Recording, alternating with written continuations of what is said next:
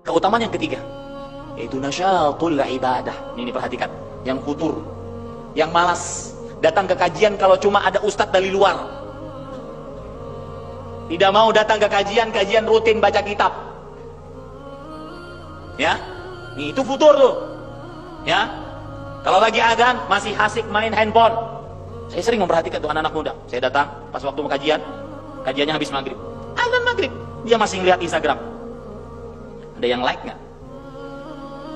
Sibuk, nggak jawab adzan, futur tuh futur. Ada yang assalamualaikum warahmatullah, salam kedua sudah mulai merogoh handphonenya. Jadi tasbihnya subhanallah, subhanallah, touch screen. Futur. Ya. Ada yang tidak mau atau malas mengerjakan salat qabliyah ba'diyah.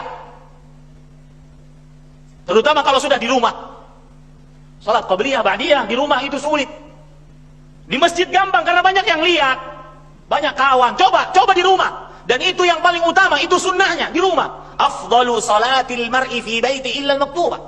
Seutama salat seseorang di rumahnya, kecuali salat wajib. Coba salat ba'diyah qabliyah di rumah. Sulit salat di rumah. Kenapa? Karena kalau sudah sampai rumah, lepas peci, lepas baju, lepas jenggot.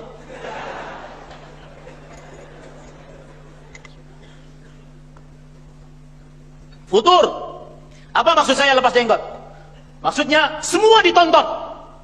Baik handphonenya, gadgetnya, televisinya, semua ditonton. Mau filmnya, mau sinetronnya, mau Instagramnya, goyang dua jarinya, ditonton semua. Dia tidak perhatian lagi dengan jenggot yang dia panjangkan. Futur. Maka ingat mati. Dan saya berpesan, sebagaimana dikatakan oleh Imam Az-Zahabi rahimahullah. Ini pesan untuk diri saya sebelum antum sekalian.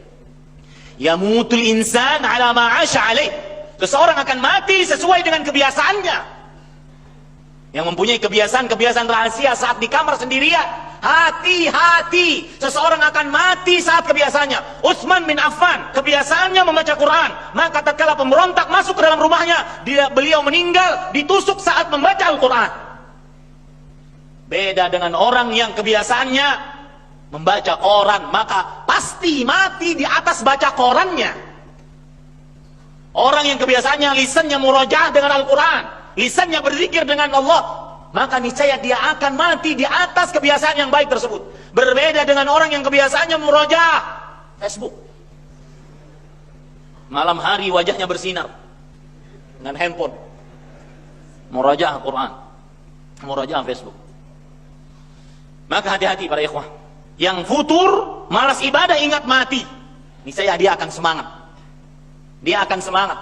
Inilah yang dimaksud oleh Rasul sallallahu alaihi wasallam dalam sebuah hadis riwayat Imam Baihaqi dalam kitab Syu'abul Iman, dan juga Imam Ibnu Hibban di dalam kitab sahihnya, dan juga Imam Al-Bazzar di dalam kitab Al-Musnad dengan sanad yang hasan dari Anas bin Malik radhiyallahu an. Rasul sallallahu alaihi wasallam bersabda, "Aktsiru dzikra hazimil ladzat."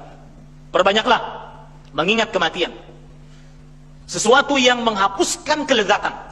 Fa innahu lam yadhkurhu fi dhiqin minal 'aish illa wassa'ahu 'alaih. Tidaklah orang yang lagi kesempitan hidup, banyak problematika hidup, banyak masalah ekonomi, keluarga, pernikahan di ujung tanduk. Gimana tuh pernikahan di ujung tanduk? Ya, istri minta cerai, anak durhaka, banyak permasalahan. Tidaklah orang mengingat kematian dan dia di dalam kesempitan hidup, kecuali mengingat kematian tersebut akan melapangkan dadanya, melapangkan perasaannya. Nah, sudahlah. Kalaupun itu cerai, kalaupun itu tidak sukses, maka sudah. Saya tidak akan bawa mati. Dia akan lapang dadanya ketika mengingat kematian. Fa in wala dzakarahu fi sa'ah illa dayyaqaha. Dan tidaklah seseorang mengingat kematian dalam keadaan sedang nyaman, lapang, aman, sehat, kaya, raya, kecuali mengingat kematian tersebut akan mempersempitnya. Maksudnya dia akan senantiasa hidupnya mawas diri. Jangan-jangan ini karena ada sebagian orang semakin maksiat nikmat, maksiat nikmat, maksiat nikmat. Semakin bermaksiat dikasih nikmat oleh Allah. Hati-hati. Ingat mati. Ingat mati. Jangan-jangan itu adalah bentuk dari istidraj Allah Subhanahu wa taala. Penguluran waktu oleh Allah agar nanti dia dicabut dalam keadaan su'ul khatimah. Tidaklah orang dalam keadaan lapang mengingat kematian, kecuali mengingat kematian tersebut akan menyempitkannya, membuat dia mawas diri. Ini yang dimaksud tadi.